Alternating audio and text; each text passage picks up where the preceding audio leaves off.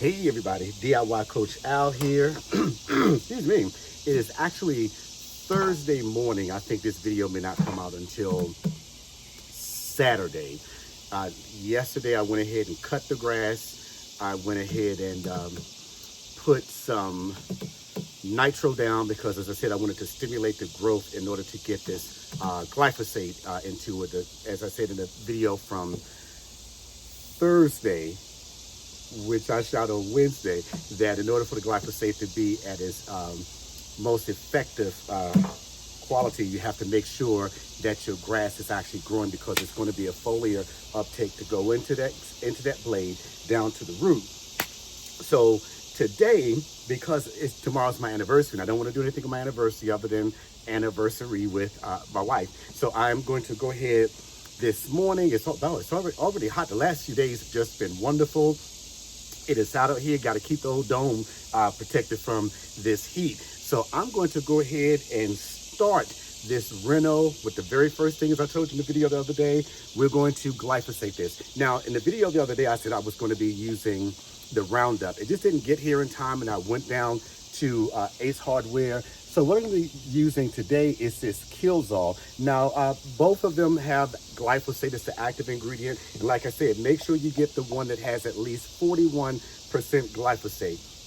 Now, interestingly enough, most of the herbicides and things that you put in your grass is going to give you the amount of product per 1,000 square feet or per gallon of water.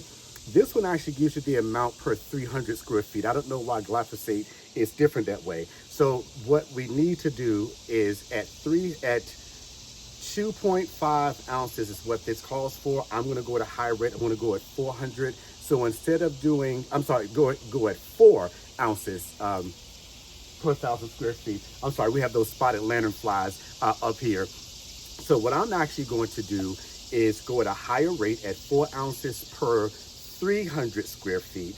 And I'm going to be covering 1,200 square feet on one side and 1,000 on the other. So I'm going to need actually 4 ounces per 300 square feet. So I'm going to need, I'm going to need 16 ounces of this to cover the 1,200 square feet. So I'm going to go at my 16 ounces right here.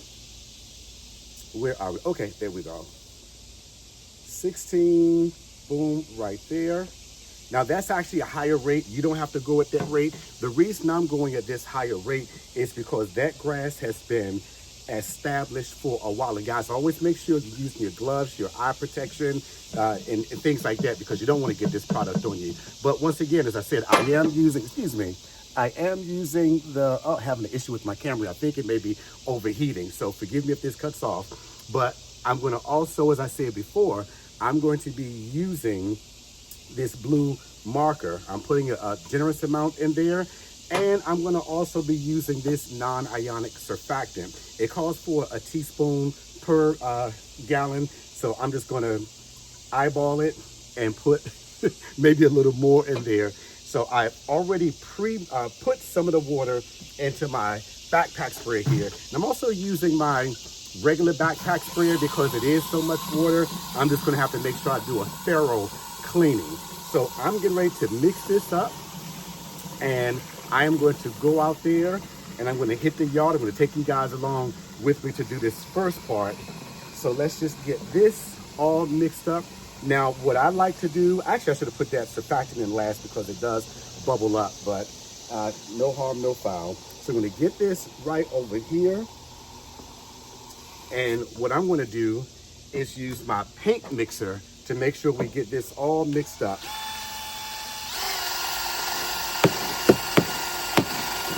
Now, because I'm using my regular backpack sprayer, before I use it again to do anything to my yard, I'm going to definitely make sure we thoroughly clean it. Actually, I'm going to be buying a new one anyway. I'm looking at the Petra, and I'm also looking at the Flow Zone. So I'm not really sure which one I'm going to use, but I am going to be getting another backpack sprayer. So we are good here. Let's put a little more water in here. And as I said in my video that came out Thursday, which is today while I'm filming this, which will be 2 days ago by the time that you all see this. If there's anybody out there who's trying to do the same thing, whether you're doing a full renovation like I am, or if you're doing an overseeding, well, it's too early for you to do an overseeding. You need to make sure that your soil temperature is around 75 degrees at the max, so that that seed can get good germination. So if you're planning on overseeding, then this video is not for you. This is just for those of you who want to kill what you already have and plant a new lawn. Like I said, I'm doing this because my grass is old and I want to do an experiment. I want to see how that GCI Turf Type Tall Fescue Spreader Elite stacks up against that that Night Shift. I've heard so many good things about both. So as I said in the video the other day, I'm going to be doing an experiment. So we got our product all mixed up. I'm going to go out there and spray. I'm going to take y'all along for the ride, because as we said, where's the face? Okay, can't find it. As I said before, we are going to do this together. So you guys hang in there. Be right back. Hey everybody, so as I said, I'm using my backpack. I normally wouldn't use this, because if you're using your backpack to put your other products in your yard, the last thing you want to have is glyphosate in your backpack. But I'm using this today, one, because it's just a lot of water, a lot of product that I have to put down, so it's a little easier to do it that way. Plus, the battery powered backpack gives me an even coverage. I don't have to worry about stopping and pumping the hand sprayer to build up that pressure again. So I'm going to go ahead. Wow, I can't believe it. I'm actually getting ready to kill off my lawn. So you're going to see me spraying. I'm just doing a little bit of talking right now. You're going to see some B-roll of me using either cardboard or my grass shoot collector to kind of as a barrier, so that I don't go into my neighbor's yard on either side. But guys, here we go. Once we get started, ain't no turning back. So if you're sure you're ready, let's go ahead and do this. Here we go. Oh man, I'm killing my grass. I'm killing my grass. I am killing my grass. Yep, let's get this done. And we are going at that higher rate of that 4 ounces for 4 ounces of product for 300 square feet. So I made sure I had enough in here that's going to cover everything. So what I don't want to do is walk back and forth in this product. I wanted to get a little close there because I didn't want to damage the flowers. But this actually, the important thing too is that this is water safe after an hour. So you definitely want to make sure if you're doing this, you're doing it when you're not going to have rain for at least an hour. We're not expecting rain for the next few days. So that's why I'm also doing this today, because it's going to be 2 days of this product sitting on the grass with the surfactant in it that's going to make sure it sticks to that blade, which is going to give us a better kill ratio. So I'm already anticipating that I may have to come back and do another application, because I don't expect that this one application is going to kill everything. So I'm going to go ahead and finish killing this off. Be right back. Hey everybody, so I have finished putting the glyphosate on the lawn. I'm not sure if you can see that blue hue on the grass, but now what I'm going to do, because we do have a lot of pets around here, I'm going to put some signs up, some caution tape up for people not to walk on the vanity strip or on the grass. Definitely want to make sure that we're not going to harm our pets. I can't do anything about the squirrels and the birds, but it seems like they're just immune to everything anyway. But I don't want to have anybody walk on with their pets. So I'm going to go ahead and put this caution tape up around that vanity strip, because we do want to make sure we're being as pet friendly as possible. So this part of the process is done. I'm going to come back and I'm not sure the next thing. Yeah, I'll be going out of town tomorrow. I'm going to come back on Saturday, I believe, and I don't expect to have any kind of kill off by then. I imagine that within about maybe 4 or 5 days, I'm going to start seeing this brown up, and I anticipate putting a second round of the glyphosate down in probably a week or so. I'm anticipating that I'll be doing about 3 rounds. And while I'm doing the glyphosate, as I said, I'm going to be taking care of other things, projects in the yard.